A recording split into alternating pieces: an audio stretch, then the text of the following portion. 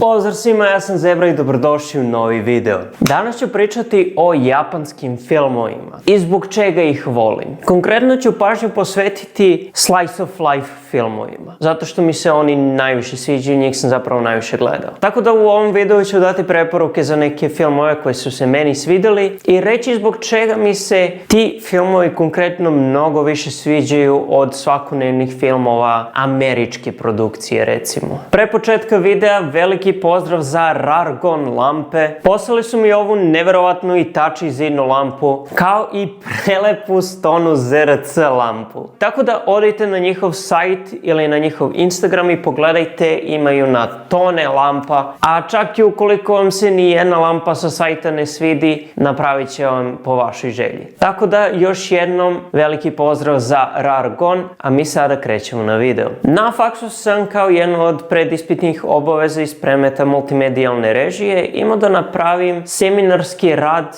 o multimediji po izboru. I moj izbor je bila japanska kinematografija. Pre toga sam tu i tamo pogledao neki japanski film, ali nisam se nešto mnogo udubljivao, više sam vremena posvećivao animeima. I onda kad sam malo dublje ušao u materiju kako bi napisao taj seminarski, sam počeo više da gledam te filmove. I onda sam jedan period bio opsednut. Svakog dana sam gledao po jedan japanski film. Konkretno, ja mislim, najveći uticaj na japansku kinematografiju imaju slice of life filmovi, odnosno filmovi koji pričaju o svakodnevnom životu. Možda nisu najpopularniji, verovatno su samurajski ili tako neki popularniji, ali ovi imaju najveći uticaj na mene. Meni su se najviše svidjeli i njih sam najviše gledao. Konkretno, režiser koji mi je zapao za oko jeste Kore Eda. Za početak, kao što sam u jednom od prethodnih videa pričao kad sam išao u bioskop da gledam japanski film pod nazivom Savršeni dani ili The Perfect Days, koji je također slice of life film, sam izrazio svoje simpatije ka filmovima koji su realni, koji nemaju dodatu muziku. Ne koriste muziku i zvučne efekte kako bi doprinijeli radnji, već radnja deluje stvarno, deluje opipljivo nekako. Gledaš priču koja je zapravo moguća da se desi u stvarnom životu. Jeste malo ekstremna i specifična, ali opet deluje realno. I jednostavno to sporo režiranje i taj spori, tihi, lagani razvoj radnje mi se na neki poseban način sviđa. Naravno da volim u animeima kada nabiju muziku i osjetiš hajp u sebi, ali onda ima i ovaj aspekt mene koji je nekako, ne znam, vežeš se za lika zato što gledaš njegov život i kao da ga proživljavaš sa njim. Jednostavno volim obe strane na neki svoj način. Filmovi od Kore Eda su baš na taj spori, živi način predobri, a opet prenosi neku radnju koja je, može čak da bude i nestvarna, da se nikako ne može da se desi u stvarnom životu, ali nekako osjećaš kao da je proživljavaš sa likovima. Zato što je baš preneseno na tako realan način. I ono što mi se sviđa posebno kod filmova Kore Eda je višeslojnost. U normalnom filmu, odgledam film, izađem iz bioskopa i treba mi možda maksimum 5 minuta da procesujem šta se sve desilo u filmu i da skontam koja je poruka i pouka. Dok kod Kore Eda ti nemaš pojma šta se dešava. I jebano mi je, toliko me ubija taj osjećaj, a opet me tera da što više razmišljam, da tupim mozak, da skontam šta je on htio da prenese. On ne prenosi jednu poruku filmom. On prenosi 10 poruka filmom. Ima neku kao glavnu i onda ima još 9 skriveni. I ti gledaš film i nije ti jasno zašto. Jasno ti je da ta scena ima skrivenu poruku, ali ti ne možeš da skontaš zašto. I sada neki bi rekli, ok, to je onda loše urađen film ako ti ne možeš da shvatiš šta se dešava. Ali meni to samo daje izazov da razmislim dublje o tom filmu. Nekako mi daje ushićenje da ja uzmem sad da praktično razdvajam elemente kako bi došao do zaključka šta je zapravo pisac hteo da kaže. Nekako osjećam kao da su to filmovi za viši nivo kreativnosti. I onda sebi stavljam izazov kao neko ko sam želi da pravi filmove i da stvara priče, da kreira. Nekako predstavlja mi izazov da razumem njegov način razmišljanja i kako je on došao do toga, jer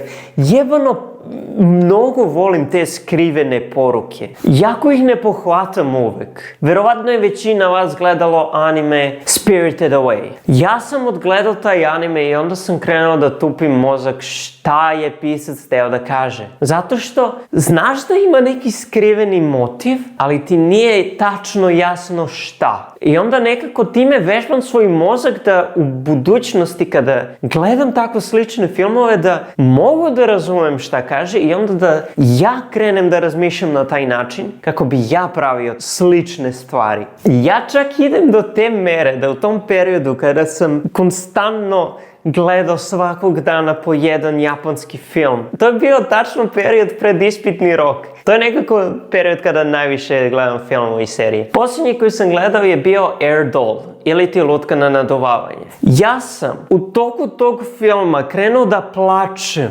zato što nisam mogao da razumem o čemu se radi. To je ne konkretno o čemu se radi, razumeo sam priču, ali vidim neku scenu i znam da ta scena ima neku skrivenu poruku, ali ja ne mogu da skontam šta je. I osjećaš se glupo što ne možeš da ga skontaš. Yeah. Kad sam već na temu Air Doll. Evo koja je razlika između tipičnog američkog filma i filma Kore Eda. Lutka na naduvavanje ili ti izmišljena devojka. Svaki američki film koji sam do sada gledao sa tom sličnom tematikom kada neko ko ne može da nađe curu izmisli curu. Uvijek je iz pogleda lika koji smišlja curu i uvijek ta cura oživi i okrene se protiv njega. I onda kada sam pustio Air Doll, gledao sam i razmišljam se kako će da razvije priču da ne bude basic, da ne bude jednostavna. Nisam mogao baš da smislim kako bi to moglo da se izvede. Onako baš me je zanimalo kako će da napravi to razviće da opet ne padne u tu glupu kategoriju da devojka oživi i okrene se protiv tebe. Neću mnogo da vam spoilujem film, samo ću bazu da postavim. Lik ima tu lutku na naduvavanje koja služi za seksualno zadovoljavanje. Međutim, ona oživi. Logično. Sad umjesto da gledamo iz njegove perspektive, mi gledamo iz njene perspektive. Kako ona se rađa, kako ona gleda svet, kako opipava rosu, kako upoznaje novi svet, kako i ništa nije jasno, kako prati ljude i njih imitira kako bi se uklopilo u svet. Pokušava da nađe posao zato što želi, vidi da to ljudi rade, to joj deluje joj zanimljivo. I opet, što sam rekao, to je nešto što nema šanse da se desi u stvarnom životu. Makar mislim da ne može. A opet, delo je tako stvarno. I sad opet razlika. U američkim filmovima kada bi drugi likovi vidjeli curu koja je oživjela, koja je lutka, krenuli bi da je zezaju, krenuli bi da je slikaju, krenuli bi da je kače na društvene mreže, krenuli bi da se začuđavaju, dok od Kore Eda ljudi se ponašaju kao da je ona običan čovjek. I okej, jeste da ona u većini slučajeva liči na normalnog čovjeka, ali u jednom trenutku kada se isekla na poslu i ona krenula se izduvava, tada se vidjelo da je lutka, da nije stvarna osoba.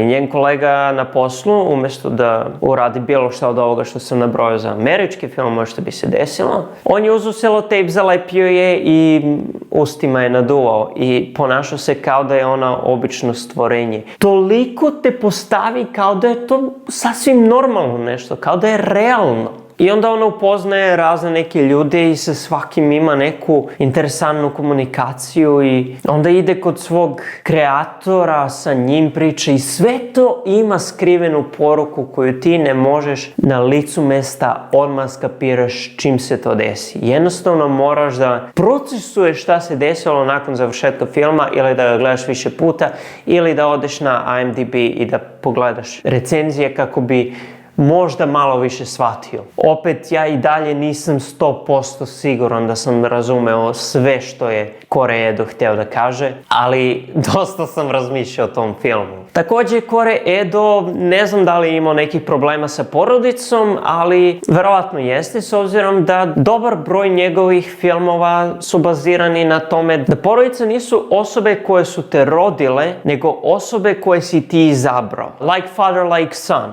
Kakav otac, takav sin. U tom filmu priča o dve familije kojima su zamenili decu na rođenju. Jedna familija je ultra bogata i dete svira klavir, ima sve obezbeđeno, ali i usamljeno. Dok druga porodica je ultra siromašna, ali ih ima na tone, stalno se zajebavaju. Odlična im je veza među porodicama i sad nakon mnogo godina oni shvataju da su zamenili sinove i onda sad probavaju da vide kako će to biti da sinovi budu u biološkim familijama. Nadalje neću spoilujem, zato što je jako dobar film i preporučujem da se pogleda. Također drugi film od isto Kore Eda, Shoplifters, kradljivci. Radi se o siromašnoj familiji koja ode u supermarket i imaju organizovani kriminal krađe određenih namirnica. Sin iz te familije nije biološki, usvojili su ga i onda također nalaze devojčicu koja je delovala kao da je majka ili otac tuku i onda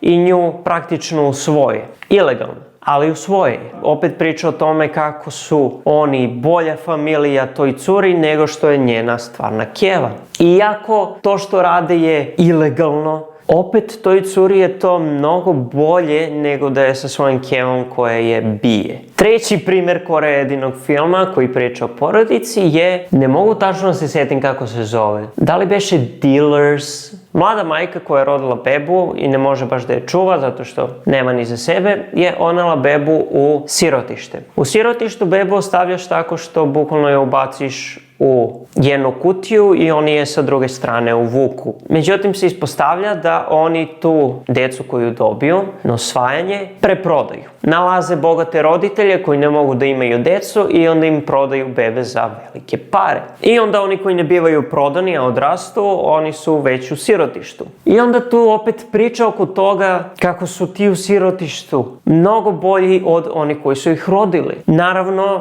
kao što sam rekao, ima još puno skrivenih i sa strane porukica, poukica i ostalih stvari, ali to je kao neka glavna tematika. Da, inače ovo je korejski film, iako je japanski režiser. I za Air Doll glavna glumica je također Korejka, iako je japanski film. To je otprilike kao da Hrvati glume kod Srba u filmu, mada nije zato što pričamo skoro isti jezik, dok korejski i japanski baš nije isti, ali nema veze. Samo su mi zanimljive te činjenice. Volio bih da se upustim i u druge žanrove japanske kinematografije, tako da možda bude još videa na ovu tematiku. Gledao sam jedan film J-horrora, nije mi se baš puno svideo, gledao sam J-on Grudge, ili ti Kletva, nije nešto poseban basic horror film gdje te neka klinja prati i na kraju te ubije. Ali jeste stariji film, tako da možda se J-horror kinematografija razvila više od tada. Tako da morat ću gledam neki skoriji film. I ukoliko znaš, napiši mi u komentarima neki japanski horor koji je više kao anime horor, gdje nije da te plaši jump scare-ovima i šikljanjem krvi i ubistvima, nego da te više ujebe psihološki, da te ujebe u mozak. Zato što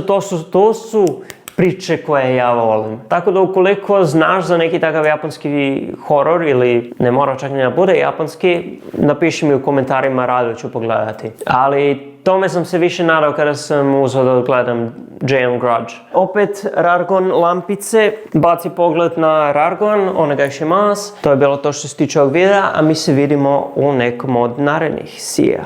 Peace.